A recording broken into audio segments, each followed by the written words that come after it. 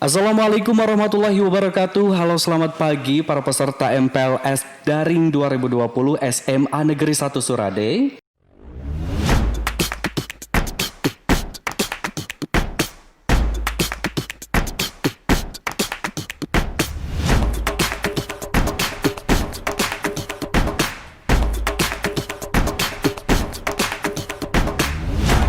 Selamat menyaksikan.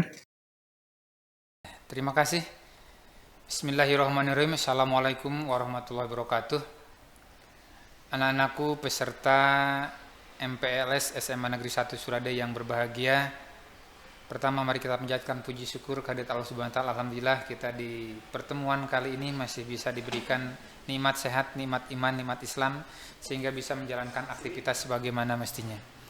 Tak lupa sholawat serta salam semoga tercurah kepada Nabi besar Muhammad SAW, kepada keluarga, para sahabat, dan mudah-mudahan kita termasuk kepada golongan umatnya yang dicintai di akhir zaman dan mendapatkan syafaat dari Rasulullah SAW. Amin ya Allah ya Rabbal Alamin. Anak-anakku peserta MPLS, pada sesi ini kita akan mencoba bersama-sama memahami kegiatan pembelajaran yang berkaitan dengan penyusunan dan juga jadwal pembelajaran di SMA Negeri 1 Surade. SMA Negeri 1 Surade yang mungkin sekarang jumlah rombelnya menjadi 36, kelas 10 ada 12 kelas, 7 program IPA, 5 IPS, kelas 11 12 rombel atau rombongan belajar, 7 kelas IPA, 5 kelas IPS, dan kelas 12 pun sama, 12 rombongan belajar, 7 program IPA, dan 5 program IPS. Sehingga total kegiatan pembelajaran di SMA 1 Surade diikuti oleh 36 rombel. Dengan banyaknya rombel ini membutuhkan satu sistem penjadwalan yang teratur supaya tidak bentrok atau bahkan berselisih atau bahkan di satu sisi ada yang kosong atau yang tidak. Maka saya sebagai wakasek kurikulum diberikan tugas untuk mengatur sistem penjadwalan belajar di SMA Negeri 1 Surade. Perlu diketahui juga sebelum seperti apa penjadwalannya, boleh dilihat di samping nanti di ini, bahwa pelajaran yang dibelajarkan di SMA Negeri 1 Surade ini mengacu kepada struktur kurikulum tahun 2013, di mana pemerintah berdasarkan Peraturan Menteri Pendidikan Nasional membagi 3 kelompok mata pelajaran. Ada kelompok mata pelajaran yang pertama itu adalah kelompok mata pelajaran wajib A dan wajib B. Ya, jadi kelompok mata pelajaran wajib A dan wajib B ini juga memberikan satu warna dalam pembelajaran di SMA. Sebab mungkin kalian ketika di SMP atau di MTS tidak ada mungkin kelompok-kelompok ini. Ya.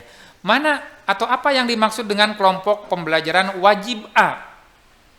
Kelompok pembelajaran wajib A itu adalah kelompok mata pelajaran yang nama mata pelajaran dan materinya sama secara nasional. Ya. Mata pelajaran apa itu? Yaitu yang pertama mata pelajaran pendidikan agama dan budi pekerti. Yang kedua, pendidikan Pancasila dan kewarganegaraan. Yang ketiga, bahasa Indonesia. Yang keempat, matematika. Yang kelima, sejarah Indonesia. Yang keenam, bahasa Inggris. Jadi ada 6 mata pelajaran berdasarkan struktur kurikulum nasional 2013 yang mata pelajarannya dari Sabang sampai Merauke sama namanya itu mata pelajaran. Yang kedua, materinya pun sama. Jadi kalau kalian belajar di Aceh, belajar di Bengkulu, belajar di Pontianak, belajar di Manado, belajar di Merauke, belajar di Bali, belajar di Surade, mata pelajaran ini namanya sama dan materinya juga sama. Yang kedua, yang wajib kedua itu adalah kelompok wajib B. Kelompok wajib B itu adalah kelompok mata pelajaran yang nama mata pelajarannya sama secara nasional. Tapi materinya disesuaikan dengan kondisi budaya daerah. Mata pelajaran apa itu? Mata pelajaran yang pertama adalah seni budaya. Jadi kalau kalian belajar di SMA Surade, juga kalian punya teman di daerah Padang, SMA Padang. Maka ketika di sana ada mata pelajaran seni budaya, di Surade juga ada. Tapi ketika kalian di sana belajar apa? Pasti beda. Karena seni budaya Surade yang Jawa Barat atau Sunda beda dengan mata pelajaran isi mata pelajaran yang berada di Padang yang suku bangsanya adalah Minang. Ya, seperti itu. Mata pelajaran apa? Itu tadi ada seni budaya, pendidikan jasmani, olahraga, dan pendidikan prakarya dan kewirausahaan. Ya, jadi kalau di Surade misalkan kita mengembangkan bagaimana berkarya berwirausaha tentang pengolahan bahan laut. Ya, kalau orang kota yang di gunung jangan samakan. Sumber daya alamnya di gunung beda dengan sumber daya alam di laut. Ya, kemudian di kita itu banyak gula, prakarya misalkan bikin gula. Ya karena berhubung di sumber daya alam di kita banyak gula, banyak pohon kelapa, yang akhirnya bolehlah prakarya itu membuat karya kerajinan atau karya makanan dari berbahan baku atau bahan dasar gula. Yang ketiga, misalkan olahraga. Nah, ini olahraga tradisional yang sudah mulai dilupakan di kita. Orang Sunda dulu zaman Bapak masih kecil kadang-kala ada main galah, main gatrik, main macam-macam lah. Sekarang udah mulai. Tapi bukan berarti kita tidak boleh melek terhadap olahraga internasional. Alangkah indahnya kalau kita belajar olahraga itu yang berbasis daerah dan berwawasan internasional. Boleh kita misalkan karate dari Jepang, taekwondo dari Korea, yang akhirnya nanti orang Sunda yang bela dirinya jago pencaksilat digabungkan dengan bela diri taekwondo dan karate, jujitsu misal dan yang lainnya akan lebih mantap. Sempurnalah seperti itu. Itu tadi kelompok mata pelajaran wajib A dan wajib B. Ada kelompok mata pelajaran yang kedua adalah kelompok mata pelajaran peminatan. Waktu di SMP mungkin kalian minat tidak minat, silahkan semua, suka tidak suka, ikuti pelajaran itu. Tapi di SMA, kalau kalian suka belajar yang eksak, matematika, fisika, kimia, biologi, silahkan nanti kalian pilih program pembelajaran atau peminatan MIPA. Ya. Yang berikutnya, kalau kalian waktu di SMP atau di Sanawiyah, mungkin suka pelajaran sejarah, ekonomi, geografi, sosiologi, silahkan nanti pilih program IPS. Nah, kebetulan di SMA hanya ada 2 program pembelajaran, yaitu IPA dan IPS. Mengapa? Karena orientasi SMA adalah mendorong putra-putrinya untuk mampu studi lanjut. Studi lanjut berarti kalian didorong untuk masuk perguruan tinggi. Sementara secara administrasi di perguruan tinggi ada kategori yang mungkin di satu sip kalau kalian ingin jadi dokter misalkan itu harus dari program IPA. Kalau kalian ingin jadi ekonom, jadi wirausaha dan yang lainnya silahkan dari IPS. Kamu ingin jadi pengacara itu lebih bagus dari IPS. Kamu ingin jadi arsitek, teknokrat, ke IPB, ahli pertanian, silahkan dari IPA. Nanti itu pemilihan program peminatan akan dibarengi dengan orientasi ke depan kamu mau kemana. Sehingga di perguruan tinggi nanti terjadi sinkronisasi mata pelajaran. Ya, itu adalah kelompok mata pelajaran peminatan atau bahasa dulu itu adalah jurusan. Kelompok mata pelajaran yang ketiga, ini ada bahasa lintas minat. Maksudnya apa Pak lintas minat? Lintas minat itu adalah mata pelajaran yang mungkin menjadi ciri khas program peminatan IPA, tapi anak IPS ingin juga Pak saya belajar biologi misalkan. Ingin juga belajar fisika, ingin juga belajar kimia. Itu lintas minat. Atau sebaliknya, anak IPA, Pak, saya di samping ini juga, saya mah ingin belajar ekonomi, ingin belajar geografi, ingin belajar sosiologi. Jadi kelompok lintas minat itu adalah kelompok mata pelajaran di mana kelompok mata pelajaran itu bukan menjadi kewajiban kelompok peminatan kalian. Jadi Kelompok pembelajaran lintas minat yang anak-anak IPA boleh memilih yang IPS atau yang bahasa. Ya, yang kelompok IPS juga boleh memilih yang IPA atau bahasa. Itu yang mungkin berkaitan dengan struktur pembelajarannya. Kemudian berapa jam Pak totalnya? Ya. Total pembelajaran di SMA 1 Surade ini jumlah jamnya ada 46 jam pelajaran. Waduh, melihat jumlah pasti Pak seur-seur teuing, terlalu banyak barangkali ini. Ya, tapi ini kan nanti akan dibagi kepada waktu 5 hari kerja, Senin sampai Jumat. Ya. Secara kebetulan Sabtu dan Minggu kalian belajar di rumah, bukan main, belajar di rumah. Sambil main kita boleh sambil belajar, ya. Mulai jam berapa Pak belajarnya? Belajar itu mulai pukul 07.00.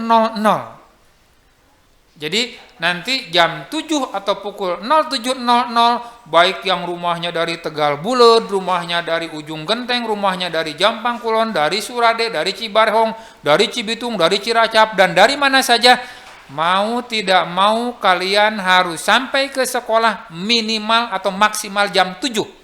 Kalau bisa 5 sampai 10 menit sebelum jam 7 sudah ada di sekolah. Ya. Jadi kalau kalian perjalanan dari Tegal Buleud misalkan ke Surade itu 15 menit atau 30 menit atau 1 jam, berarti berangkat dari Tegal Buleud harus jam 6. Jangan sampai kalian dari Tegal Buleud berangkat setengah 7, dari Surade setengah 7 atau 6.30. Ya, Surade kan dekat, sementara Tegal Buleud 40 km. Silahkan nanti menyesuaikan. Sampai kapan Pak? Sampai pukul 15.30 atau asar atau menjelang asar. Namun sebelumnya itu ada di tengah-tengah jeda. Jeda itu ada istirahat biasa untuk silahkan kalian untuk bersosialisasi dengan teman yang lain, ada yang ke kantin, itu biasanya pukul 10.00.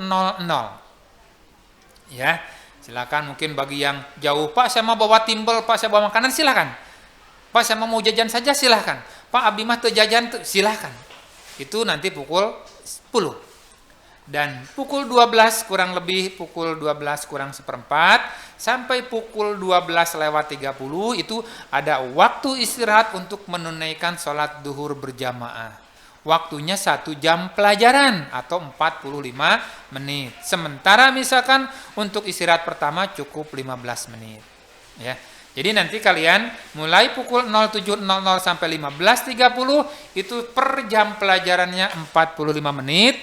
Di tengah-tengahnya ada jeda untuk istirahat 15 menit dan untuk ibadah sholat duhur 45 menit. Ya, sehingga totalnya itu ada 46 jam pelajaran. Senin ada 8, Selasa 10, Rabu 10, Kamis 10, Jumat ada 8, sehingga totalnya 46 jam pelajaran. Boleh nanti sambil dilihat di samping ya. Boleh kalian mata pelajaran apa jumlahnya, berapa jam, boleh dilihat di. Kemudian bagaimana kita melaksanakan kegiatan itu? Nanti setiap hari itu ada pemandu buku di depan itu di ruang lobi ada buku atau buku piket yang dibuat dan ditulis oleh guru Bapak Ibu guru piket. Ketika kalian nanti di kelas belajar, gurunya kemudian berhalangan hadir, boleh kalian konfirmasi dengan Bapak Ibu guru piket. Jadi jangan merasa resah atau bahagia ketika guru tidak ada. Kadang-kala resah dan bahagia bagi yang mau belajar, waduh saya mah sayang ini kok saya ingin belajar ini gurunya tidak ada. Atau yang bahagia, ya bagi yang tidak suka, asik gurunya tidak ada. Jangan seperti itu. Ya, itu tidak akan efektif untuk belajar. Silahkan nanti pengurus kelas bisa KM, bisa wakil KM, bisa sekretaris untuk konfirmasi ke Bapak Ibu guru piket. Pak, Bu, mohon di di kelas 10 IPA 1 pelajaran Ibu A atau Bapak B. Ini sudah masuk jamnya, udah telat sekian, ada barangkali ada tugas. Jadi silahkan kalian belajar proaktif. Ya. Jadi jangan sampai menunggu terus. Pembelajaran ke depan yang baik adalah pembelajaran yang proaktif dan reaktif. Silahkan lapor, oh mungkin ini silahkan tugasnya ini. Silahkan untuk membelajarkan diri sendiri. Belajar bersama dengan teman. Jadi ada guru atau tidak ada guru, kalian siap belajar. Ya seperti itu. Kemudian bagaimana di depan, Pak saya itu kesiangan, udah dikunci. Di depan ada juga Pak Satpam. Makanya kalau bisa tidak boleh kesiangan. Karena ketika kesiangan muncul masalah baru. Oh, ini anak mungkin nanti akan ada diskor, suruh bersih dulu, atau mungkin suruh sholat, baca doa. Akhirnya terlambat ke kelas juga. Makanya kalau bisa datang tepat waktu. Berikutnya ketika misalkan kalian di kelas tiba-tiba ada panggilan orang tua atau apa, boleh silakan kalian izin ke guru yang mengajar di kelas, kemudian izin untuk pulang atau bertemu kembali dengan orang tua dulu, kemudian ke sekolah lagi, silakan berdasarkan izin dari guru piket. Jadi tidak boleh mentang-mentang disuruh pulang langsung keluar seenaknya. Ya. Tidak boleh, SMA Surade kan SMA yang teratur. Sehingga mau berangkat, mau pulang, keluar atau masuk ruangan jika sudah ada guru, ada tata krama bagaimana masuk kelas dan juga bagaimana keluar kelas. Bagaimana masuk sekolah termasuk juga keluar sekolah. Ya, itu yang perlu diperhatikan. Kemudian juga misalkan nanti silakan kalian di kelas, setiap guru mungkin memiliki cara belajar yang berbeda. Kalian bersyukur banyak guru, banyak cara berbeda belajarnya. Itu merupakan representasi bahwa kalian suatu saat akan menjadi sosok yang sempurna. Ya, itu harus bisa diikuti. Jadi karena bagaimana guru mengajar ialah tergantung bagaimana guru itu belajar. Pasti semuanya berbeda. Bahkan setiap mata pelajaran memiliki karakteristik yang berbeda. Setiap guru juga memiliki karakteristik belajar dan mengajar yang berbeda. Jadi jangan kalian, Pak, mata pelajaran PAI kan begini, berarti PPKN juga begitu, sosiologi begitu, sejarah juga. Loh enggak, berbeda. Ya, itulah warna yang membuat kalau bisa mudah-mudahan warna itu menjadi warna yang bagus. Ya. Nah, kemudian untuk yang terakhir boleh kalian nanti dilihat di samping, ya. Bagaimana pendistribusian dan yang lainnya, nanti mungkin ada yang mengajar di kelas 10, ada di kelas 11, ada yang di kelas 12, atau bahkan di kelas 10 dan di kelas 11, atau 10 di kelas 12, atau bahkan 11 dengan 12, atau mungkin kelas 12 saja. Bapak berharap walaupun Bapak Ibu guru yang ada di SMA 1 Surade nanti tidak bisa mengajar di kelas 10 karena di kelas 11 atau kelas 12, tapi kalian bersikaplah bahwa itu adalah guru kalian. Ya, jangan ada dikotomi, oh itu mah bukan guru saya. Ketika kalian mengatakan itu bukan guru saya, berarti kalian tidak mau menerima ilmu dari orang-orang yang hebat itu. Walaupun belum mengajar, ya Allah mudah-mudahan saya nanti mah bisa ini dengan bapak ini, dengan ibu ini kelihatannya belum pernah belajar dengan saya. Itu adalah orang yang baik, bukan ini mah bukan bapak guru saya, tidak ngajar di saya mah. Itu adalah mengkerdilkan sikap pemahaman terhadap ilmu pengetahuan. Ya, dan juga nanti insya Allah di dalam proses pembelajaran di samping jadwal dan biasanya di awal tahun pelajaran kalian sekretaris dan ketua kelas biasanya suka dipanggil untuk menerima jadwal pelajaran yang ada. Ya.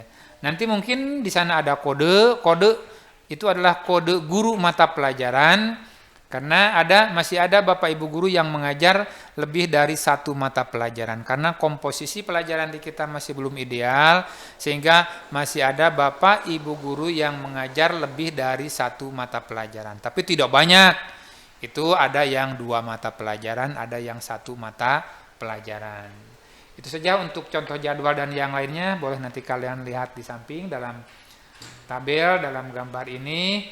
Hal-hal yang berkaitan dengan konsep lebih substansial bisa ditanyakan nanti ketika kita belajar dalam kelas. Atau kepada Bapak Ibu Wali kelas, atau kepada kakak-kakak kalian yang sudah ada di kelas 11 dan kelas 12. Itu saja yang bisa Bapak sampaikan. Hal-hal lain lebih jauh, insya Allah nanti akan lebih banyak pertanyaan, lebih banyak pemahaman ketika kita sudah masuk pada satu komunitas yang asli. Demikian, lebih kurangnya mohon maaf. Terima kasih. Billahi taufiq wal hidayah. Wassalamualaikum warahmatullahi wabarakatuh.